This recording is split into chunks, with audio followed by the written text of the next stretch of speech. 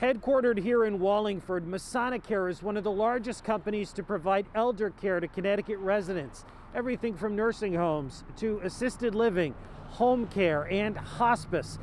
Just like everybody else, they are dealing with COVID, but they are also trying to make sure that their residents have the social and emotional well-being that they need.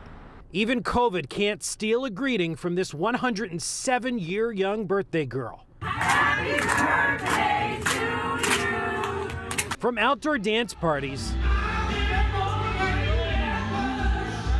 to Thanksgiving food drops, reverse trick-or-treating, virtual cooking classes, smile parades, and even mobile happy hour, with residents even spreading the cheer through video messages to the healthcare staff who've been putting in a Herculean effort to keep COVID at bay.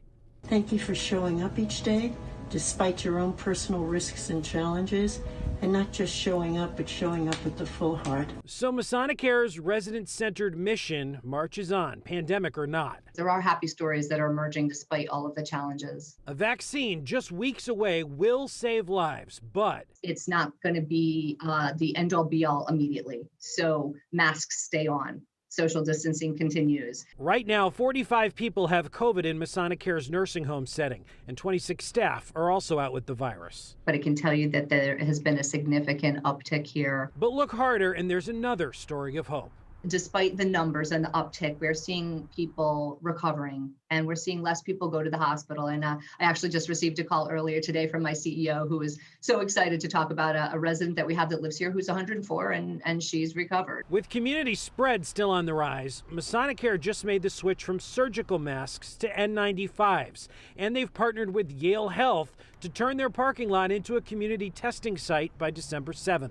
Yale had hoped to bring testing capability to this area because it seemed that there was a large amount of folks from this area and surrounding communities that were going all the way to New Haven. Masonicare, like most long-term care facilities, played host to the emotional window visits earlier in the pandemic and briefly outdoor visits during the summer.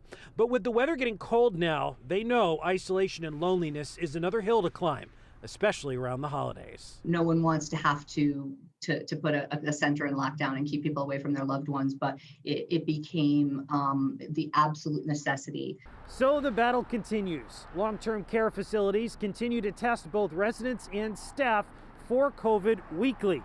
And in more good news, the CDC just announced that long-term care facilities will be near the front of the line to receive the vaccine once it becomes available.